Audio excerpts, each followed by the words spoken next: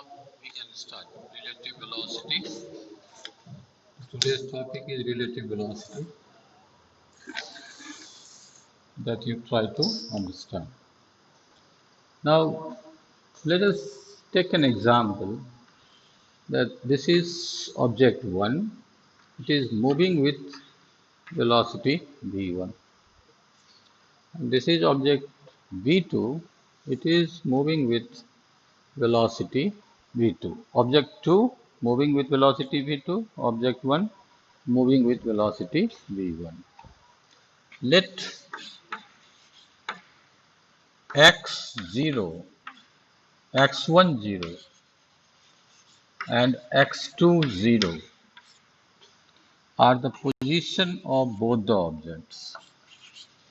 The position of both the objects.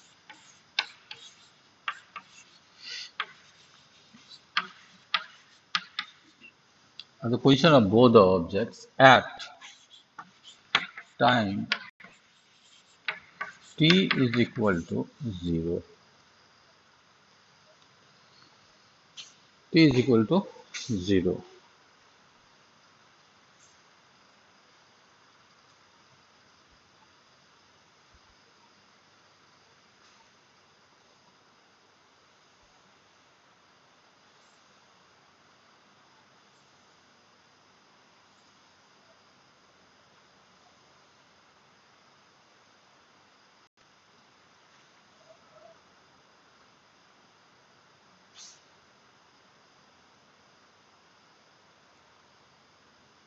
Written.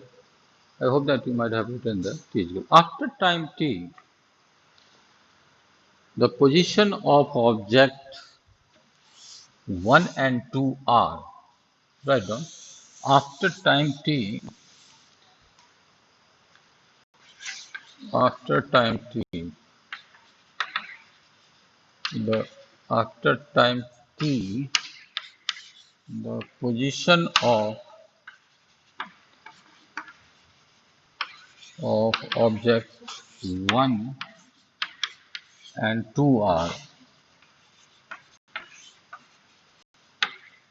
x1t.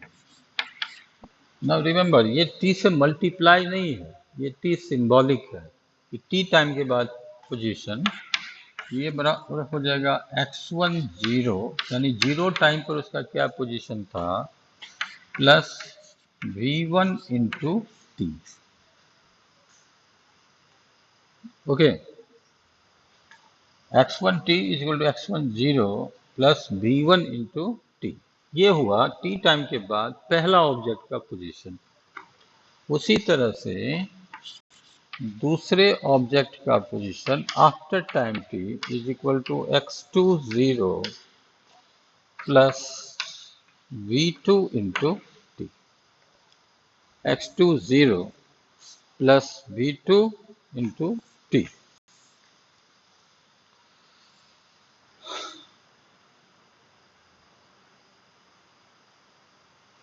अब ये दोनों इक्वेशन को आप सब्ट्रैक्ट करो, यानी x2t minus x1t. Subtracting equation 1 from 2. Left side में क्या होगा देख लो. लेफ्ट साइड में हो जाएगा x2t minus x1t is equal to what will happen? x2 0 minus x1 0, x2 0 minus x1 0 plus v2 minus v1 into t.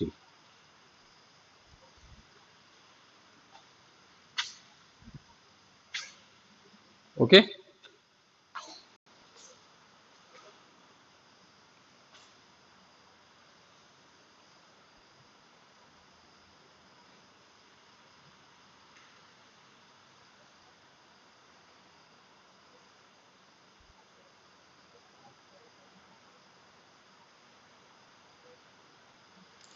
Now you see here, ये आपका क्या होगा ये बताइए तो, what is this one?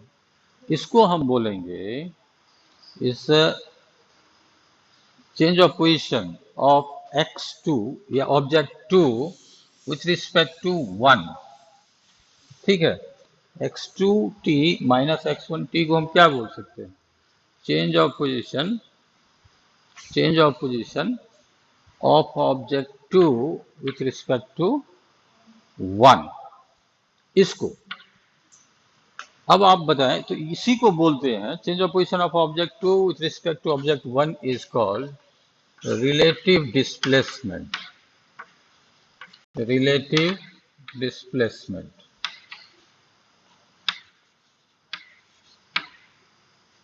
Relative displacement क्या है? इसको ब्रैकेट में लिखना, x2t minus x1t, the change of position of object 2 with respect to 1, x2t minus x1t, ये बराबर क्या हो जाएगा? ये बराबर हो जाएगा, अगर हम इस सब को खत्म कर दें, ये को जीरो ही मान लें, लेट्स स्टार्टेड फ्रॉम ओरिजिन, तो क्या होगा ये बताएं? v2 minus v1 into T, ठीक है।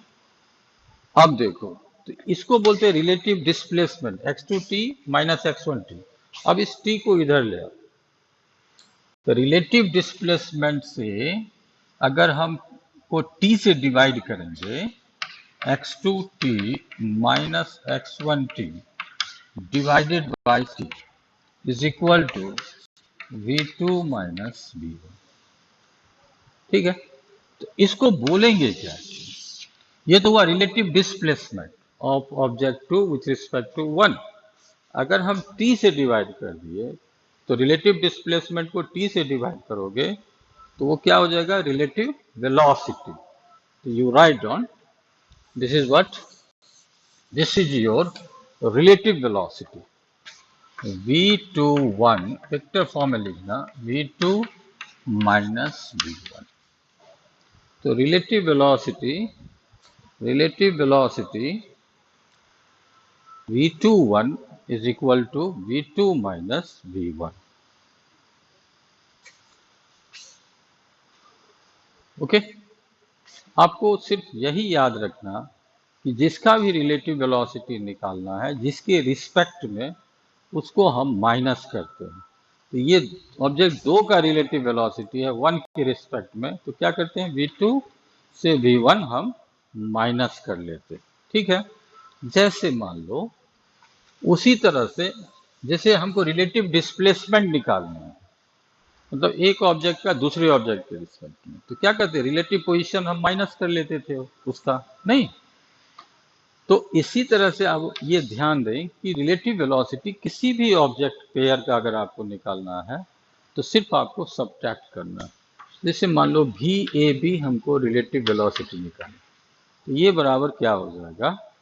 This is equal to V A minus V B, ठीक है। सिर्फ हमको सब्ट्रैक्ट करना है रिलेटिव वेलोसिटी निकालने के लिए। एक और एग्जाम्पल आप देख लें, बस रिलेटिव वेलोसिटी का मतलब हुआ rate of change of, write down definition first. Relative velocity means the rate of change of displacement, rate of change of displacement of an object with respect to another object.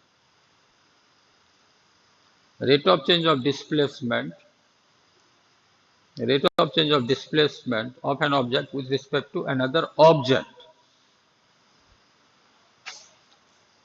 ठीक है, okay. एक और देखिए, ये तो one dimensional, अगर two dimensional motion हो तो क्या होगा?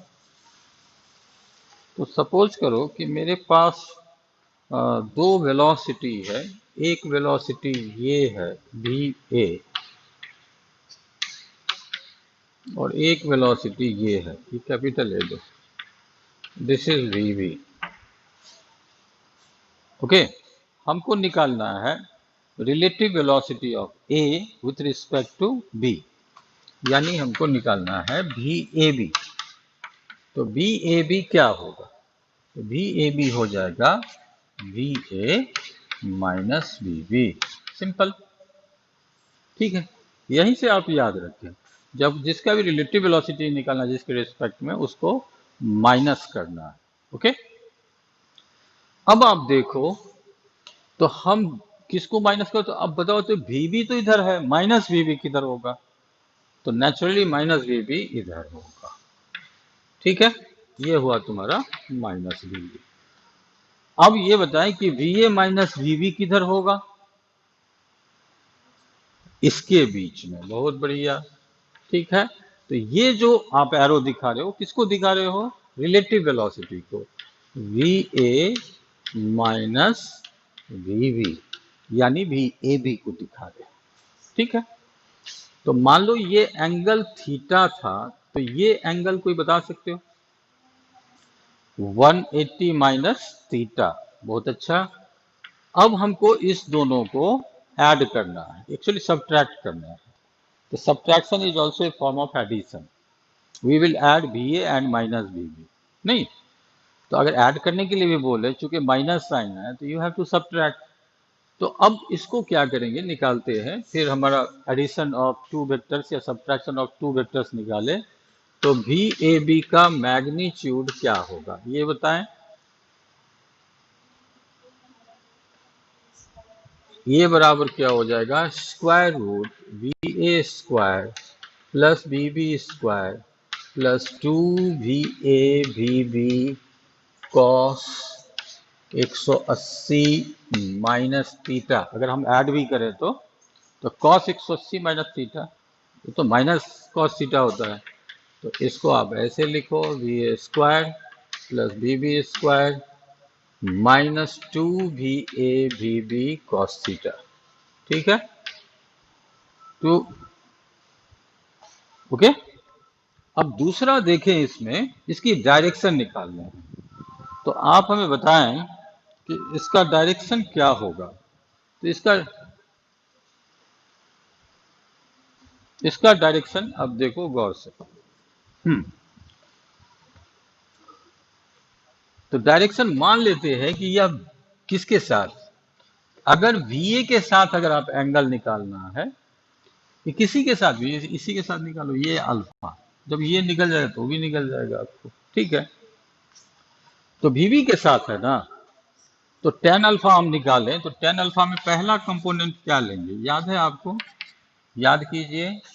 तो जिसके साथ आप निकालते हैं उसका कंपोनेंट नहीं लेते हैं, दूसरा का कंपोनेंट लेते हैं। तो एंगल है VB के साथ, तो कंपोनेंट हम पहले किसका लेंगे? VA का। तो ऊपर में लिखेंगे VA sine 180 minus theta divided by VB plus VA cos 180 minus theta. Correct. तो फिर आंसर क्या होगा? साइन 180 माइनस थीटा जो होता है वो साइन थीटा के बराबर होता है, और कॉस 180 माइनस थीटा जो होता है वो माइनस कॉस थीटा के बराबर होता है। तो फिर इसको आप सॉल्व करके लिख सकते हो, क्या आएगा बोलो? B A sine 180 minus theta is equal to sine theta, there is no change at all. B A sine theta divided by VB minus VA cos theta. Okay, ये अल्फा जो एंगल है वो किसके साथ था? माइनस VB के साथ, याद रखिएगा। ठीक है, अगर हमको ये एंगल निकालने के लिए बोलता तो हम पहले लिखते VB sign theta divided bye VA plus VB cos 180 minus theta, like that one. 180 minus theta तो दोनों के बीच का एंगल है। Okay, so these are some concepts of relative velocity, but still I am repeating that whenever you are asked relative velocity, तो आप बहुत आसान से देखो, तीन चीज आप ध्यान रखो: relative displacement of one object with respect to another object. क्या करेंगे? एक ऑब्जेक्ट का पोजीशन से दूसरे ऑब्जेक्ट की पोजीशन को माइनस कर लेंगे। रिलेटिव वेलोसिटी, एक ऑब्जेक्ट के वेलोसिटी से दूसरे ऑब्जेक्ट के वेलोसिटी माइनस कर लेंगे। रिलेटिव एक्सेलरेशन, तो एक ऑब्जेक्ट के एक्सेलरेशन से दूसरे ऑब्जेक्ट का एक्सेलरेशन माइनस करेंगे।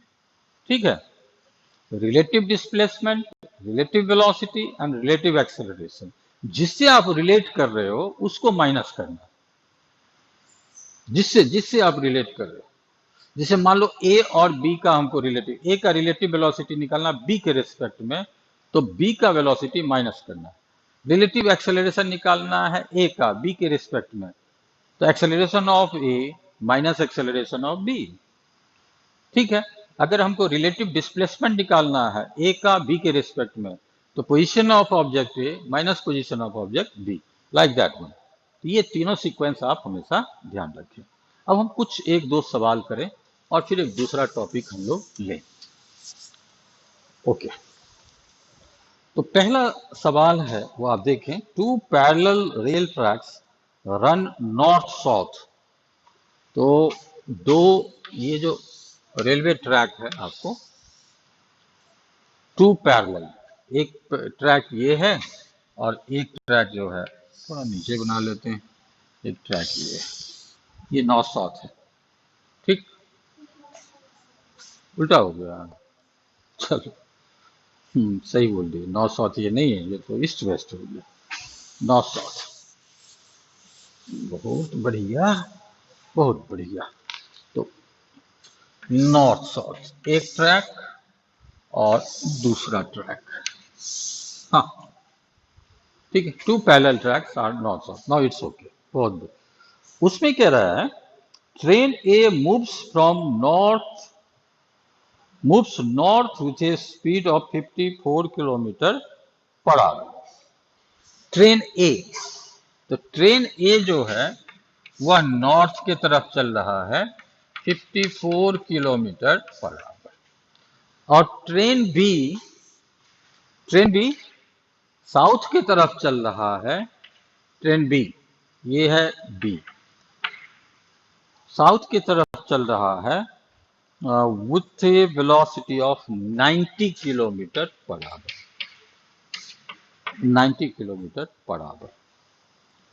ठीक है, बात नहीं समझे? समझ गए, ओके। अब देखिए क्वेश्चन ये है, पहला क्वेश्चन है relative velocity of B with respect to A. तो बेटर होगा कि इसको वेक्टर फॉर्म में लिख लो।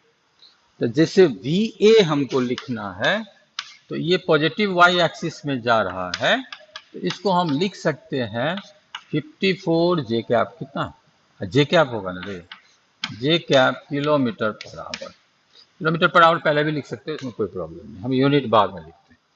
वी बी वो साउथ की तरफ जा रहा है, that means negative Y axis आप उसको कंसीडर कर सकते हो। कितना हुआ, -80 किलोमीटर पर आवर जे कैप, करेक्ट? 80 है ना, 90 है तो हम 10 घटा ही दिए पहले ही, 90 है। बहुत बढ़िया। आपसे क्वेश्चन पूछा जा रहा है कि relative velocity of B with respect to A, यानी क्वेश्चन है ये वी बी ए। तो वी बी ए बराबर होगा V B minus V A. आप आंसर बता दें, क्या आंसर आया, फटाफट बोल है। 40 लेके 40 मीटर पर सेकेंड, ठीक से बनाओ ना, मीटर में 1,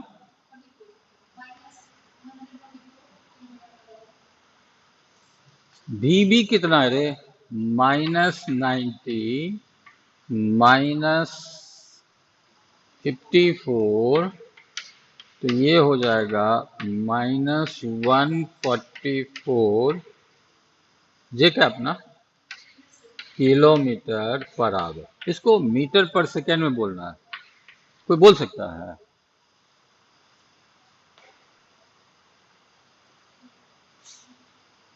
बोलो अरे 5 ये किलोमीटर पर आवर है ना, मीटर पर सेकंड बताओ ना। बुक में मीटर पर सेकंड दिया हुआ है आंसर में, तो 5/18 से मल्टीप्लाई कर दो किलोमीटर पर आवर को मीटर पर सेकंड चेंज करने के लिए। हाँ, 80 80 64, 8 5 40, ठीक ही तो है। -40 मीटर पर सेकेंड जे कैब। देख लो, नहीं आया, नहीं आया, कोई बात नहीं, नहीं आया तो आ जाएगा। कोशिश करना, या तो आप -144 किलोमीटर। अच्छा ये बताओ, what is direction of VBA? VBA का डायरेक्शन किधर है?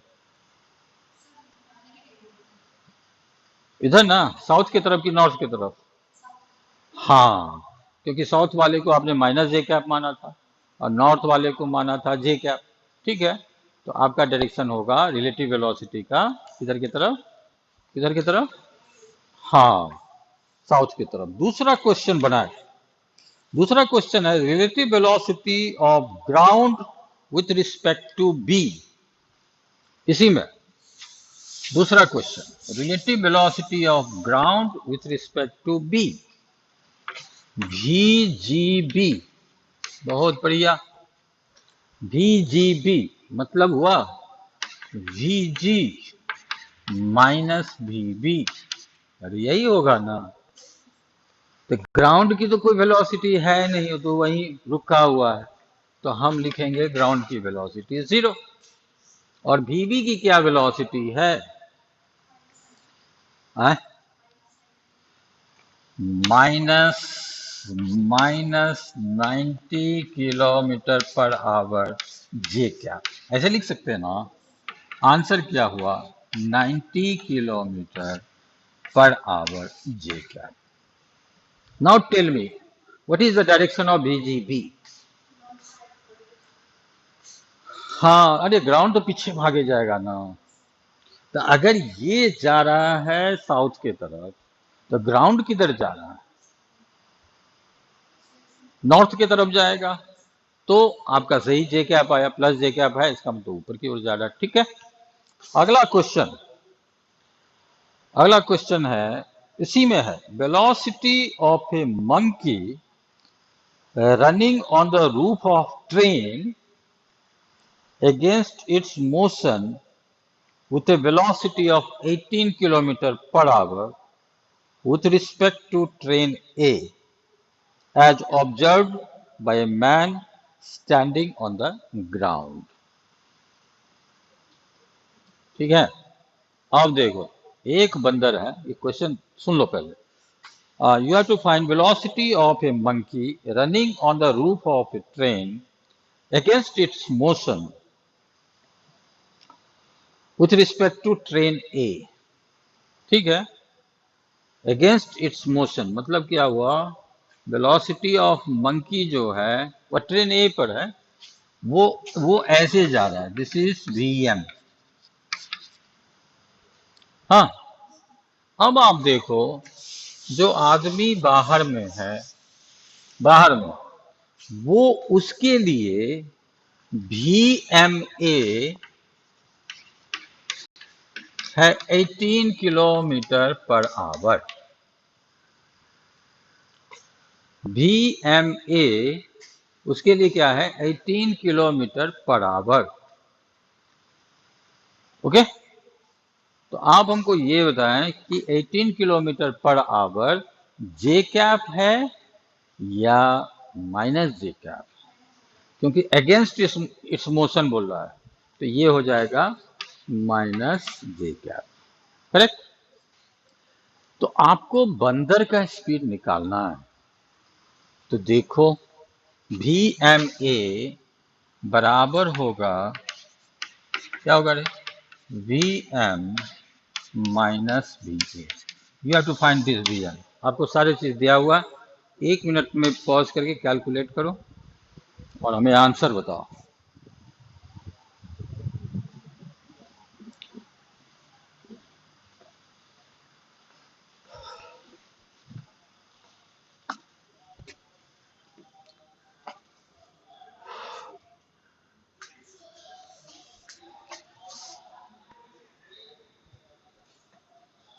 हेलो।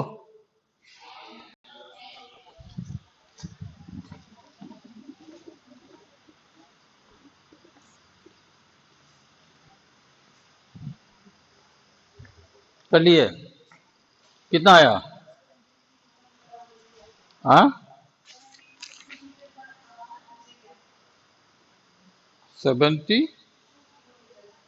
हाँ ठीक है।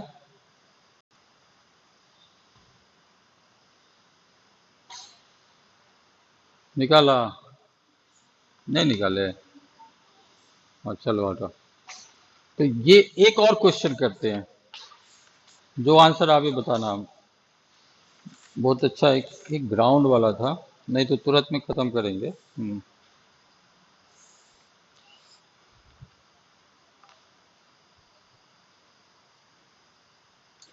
दो ट्रेन है, ध्यान रखना। Two trains A and B of length 400 meter each are moving on two parallel tracks with a speed of 72 km per hour in the same direction with A ahead of B. A B से आगे है. The driver of B decides to overtake A and accelerate by 1 meter per second square. ये सवाल जो है वो text book का है। अब टेक्स्ट बुक में सवाल खोज करके हमें आंसर बताएंगे। हम देख मतलब इसमें रिलेटिव एक्सेलरेशन भी दिया हुआ है, ठीक है। तो आप जैसे फॉर्मूला पढ़ते हो ना, रिलेटिव डिस्प्लेसमेंट, रिलेटिव एक्सेलरेशन, ठीक है, और रिलेटिव वेलोसिटी, ये तीनों चाहिए आपको, तब जाके आप इसको सॉल्व कर सकते हो। तो आप इसको सॉल्व करना कोशिश करो। If you are not getting तो यू प्लीज इन्फॉर्म मी। एक तो टॉपिक ये हुआ, दूसरा टॉपिक है, 5-10 मिनट और टाइम लेंगे, उसको खत्म करते हैं। You try to understand.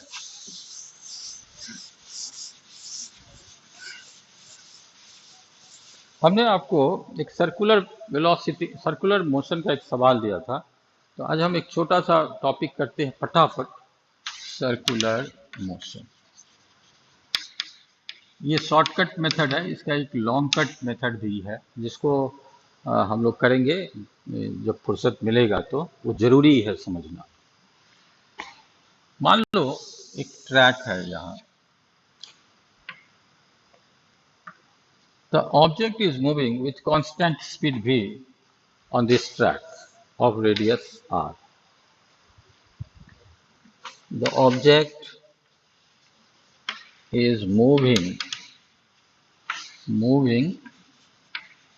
with constant speed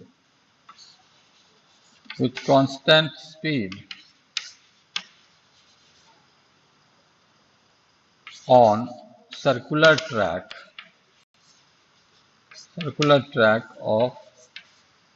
of radius r. ये ध्यान में रखना, ठीक है।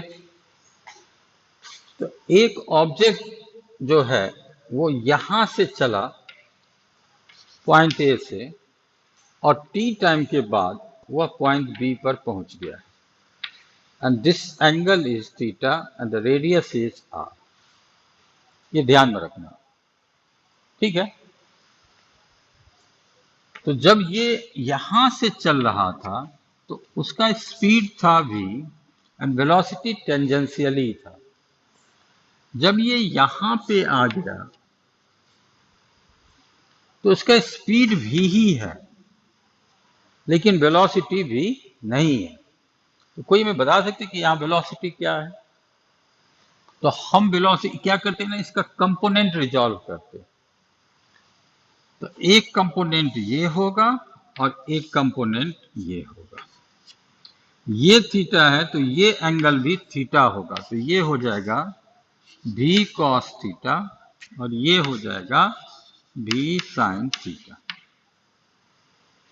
ठीक है। तो अब आप देखें, इसको हम ऐसे लिख सकते हैं वेक्टर फॉर्म में, va बराबर हो जाएगा वेलोसिटी ऑफ द ऑब्जेक्ट। देखो इसकी स्पीड थ्रू आउट कॉन्स्टेंट है, तो va equal to what is that, va is equal to, अच्छा देखो तो a पॉइंट पर था तो वो पॉजिटिव एक्स एक्सिस की तरफ था, तो हम इसको वेक्टर फॉर्म में लिख सकते हैं vi कैप, ठीक है। dB is equal to velocity vector at point B of same object is equal to, अब देखो यहाँ पे, तो v cos theta I cap plus v sin theta j cap। बात समझ में आया? v cos theta I cap plus v sin theta j cap। Okay, now you come here, if theta is very small, ये आप हमेशा ध्यान में रखना, if theta is very small then you can write sin theta is equal to theta। अगर theta बहुत छोटा हो तो साइन थीटा के जगह पे हम थीटा लिख सकते हैं एंड कॉस थीटा के जगह पर हम 1 लिख सकते हैं, क्योंकि बहुत छोटा होगा तो जीरो के पास होगा, तो कॉस जीरो क्या होता है ना, 1 होता है ना। तो ये हमारा लिबर्टी है। एक सीरीज आप ट्रिगोनोमेट्री में अगर मैथ पढ़ोगे तो पढ़ोगे कि साइन थीटा का जो एक्सपेंशन है वो शुरू होता है थीटा प्लस फैक्टोरियल क्या क्या आगे बढ़ता जाता है, तो हम सिर्फ पहला टर्म दोनों का ले रहे हैं। तो this you have the right to, आपको ये मान लो अधिकार है कि अगर थीटा बहुत छोटा है तो साइन थीटा की जगह थीटा, कॉस थीटा की जगह आप क्या लिख सकते हो, 1। अब आप ध्यान से देखिए, तो इसकी वैल्यू आप भी हमें बताएं, तो भी बराबर क्या हो जाएगा, भी आई कैप नहीं प्लस भी theta J cap. Okay, now you find change in velocity. So change in velocity is what? Delta V। तो बता सकते हैं डेल्टा V बराबर क्या हो जाएगा? डेल्टा V, हाँ,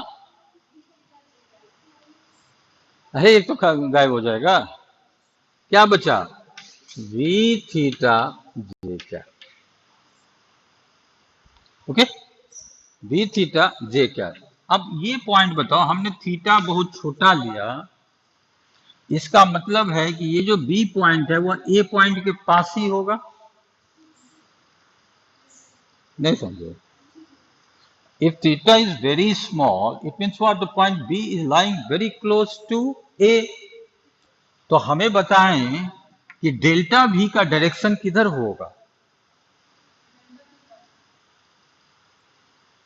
डेल्टा V दिया हुआ है जे कैप, तो अगर B पॉइंट A के पास ही है तो इसका जे कैप तो ऊपर ही होगा। That means towards the centre, towards the, you write down its direction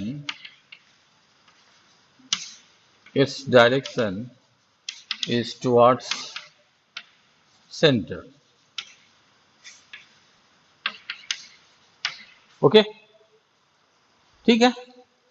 तो अब चेंज इन वेलोसिटी आपको मिल गया, तो हाउ यू गेट एक्सेलरेशन, तो एक्सेलरेशन इज इक्वल टू,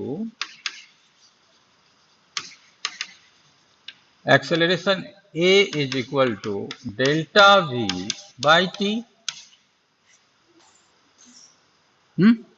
तो डेल्टा V क्या है तुम्हारा, अभी निकाले, ये है B theta by T J cap. नहीं समझे? ओके, थीटा बाय टी को हम क्या बोलते हैं, ओमेगा, एंगुलर वेलोसिटी। तो ये हो जाएगा v इंटू ओमेगा जे कैप, नहीं होगा? अब आप हमें बताएं लास्ट में कि ओमेगा का लीनियर वेलोसिटी के साथ कोई रिलेशन है? हम लोग 9th में ही पढ़े थे, v is equal to omega into R. तो ओमेगा बराबर क्या होता है, v बाय आर। इसकी वैल्यू वहां पे डाल दो, इसकी वैल्यू डाल दो, कितना आ जाएगा, v into V by R into J cap. तो आंसर क्या आया, acceleration A is equal to V square by R J cap. ठीक है, What is the direction of this acceleration? The direction of this acceleration is towards the change of velocity, towards the direction of, towards किधर होगा? Center. So you write down the direction of acceleration is towards center. Is towards center. तो अब acceleration का magnitude बोलो। Acceleration का magnitude हुआ v²/r। Direction किधर की तरफ हुआ? सेंटर के तरफ। तो यहीं से एक सेंट्रीपिटल फोर्स आता है। Centripetal force is equal to mv²/r। Mass into acceleration होता है ना, मास इंटू एक्सेलरेशन। तो एक्सेलरेशन की जगह v²/r लिख दिए। इसका डायरेक्शन किधर होगा? तो जिधर एक्सेलरेशन का होगा। हाँ, तो इस direction is also towards the centre. ठीक है,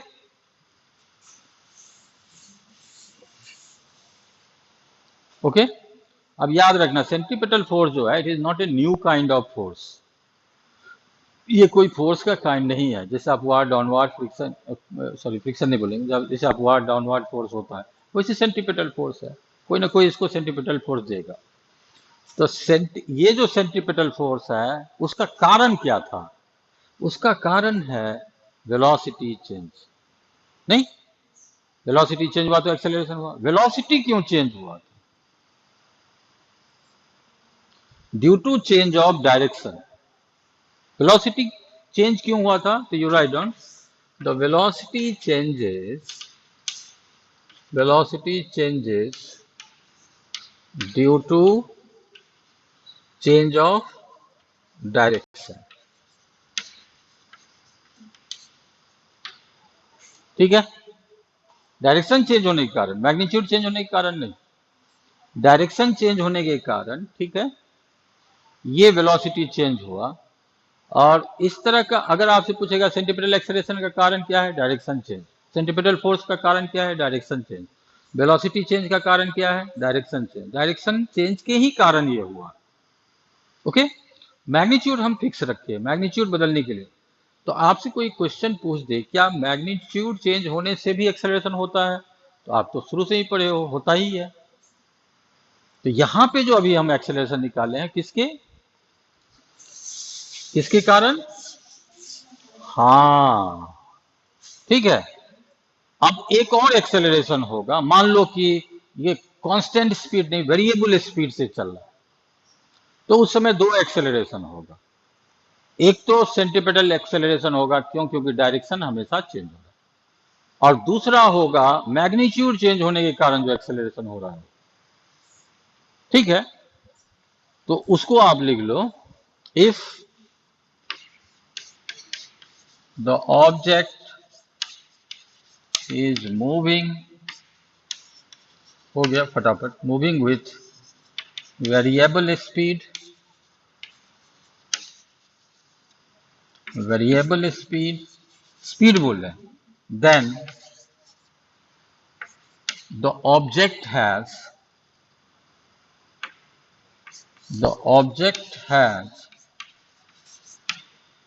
two accelerations.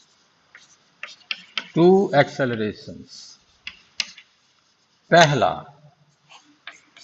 due to change of direction,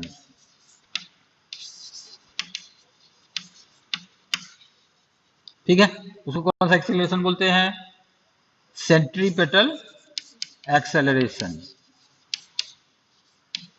formula क्या था? अभी निकाले हैं, a is equal to v²/r। ठीक है, अब बताएं दूसरा एक्सेलरेशन कौन आया? चूंकि मैग्नीट्यूड बदल रहा है, तो दूसरा में लिखो 2 due to change of magnitude, due to change of magnitude. इस एक्सेलरेशन को बोलते हैं tangential acceleration, called tangential acceleration. ठीक है, कॉल्ड टेंजेंशियल एक्सेलरेशन। ओके, अब देखो कि अगर ऑब्जेक्ट वेरिएबल स्पीड के साथ चल रहा है किसी सर्कुलर ट्रैक पर, तो इसके दो एक्सेलरेशन है। ध्यान से देखें। अच्छा, टेंजेंशियल एक्सेलरेशन कैसे निकालते हैं? तो ए बराबर पुराना फॉर्मूला याद करो, v minus you by T, या फिर डिफरेंशियल फॉर्म में ज्यादा बढ़िया होगा, dv बाई डी टी। ठीक, अब देखिए एक सर्कुलर ट्रैक है, इस पॉइंट पर मान लो वेरिएबल मैग्नीट्यूड से चल रहा है ऑब्जेक्ट इस ट्रैक पे, तो यहां पे एक एक्सेलरेशन इधर की तरफ, सॉरी टेंजेंट तो ये नहीं है, इधर की तरफ हुआ ए टी, ठीक है, और एक एक्सेलरेशन हुआ सेंटर की तरफ ऐसे। ये एक दूसरे के बीच कितना एंगल बनाता है? तो दोनों वेक्टर है, तो दोनों का रिजल्टेंट एक्सेलरेशन क्या होगा? रिजल्टेंट एक्सेलरेशन कोई मैं बताएं, बोलो रे। ए बराबर हर तरीका a c square plus a t square नहीं होगा, a square plus b square plus two a b cos theta लेते ना वेक्टर में, तो two a b cos theta गायब होगा, एंगल दोनों के बीच 90 डिग्री है। ये हुआ इसके रिजल्टेंट एक्सेलरेशन का डायरेक्शन। मान लो ये अल्फा एंगल है, तो टेन अल्फा बराबर क्या हो जाएगा? ए सी बाई ए टी, तो टेन अल्फा ऐसे भी निकाल सकते हैं डायरेक्शन, ए सी अल्फा ना, ये ए सी, ठीक है, divided by A T tangential. हाँ, ओके। अब एक सवाल छोटा सा बनाओ ताकि आपको समझ आए। मान लो एक ऑब्जेक्ट इस सर्कुलर ट्रैक पे चल रहा है, ठीक है, जिसका स्पीड जो है वह है 3t, 3t, यानी स्पीड जो है वो टाइम पर डिपेंड कर रहा है। ठीक, जैसे जैसे टाइम बढ़ेगा स्पीड बढ़ते जाएगा, यही ना हुआ। पूछता है at t is equal to 3 second find a c and a t. A c और ए टी निकाले, मैग्नीट्यूड निकालो, डायरेक्शन तो पता ही है, सेंट्रीपिटल फोर्स का सेंटर की तरफ होता है, टेंजेंशियल फोर्स का टेंजेंट की तरफ होता है। फटाफट करो, somebody will do? No?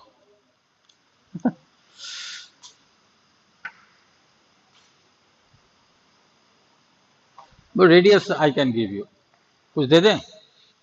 Radius देते हैं 1/4 मीटर, क्योंकि रेडियस भी तो चाहिए। तुम बताओ कि 3 सेकेंड के बाद v का वैल्यू क्या होगा? तो v is equal to 9 metre per second, correct.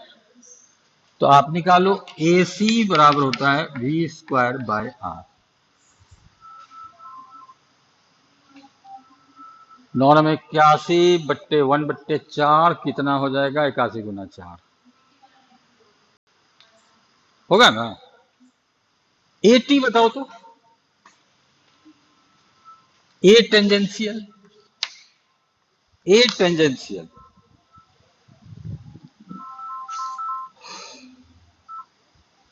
Hello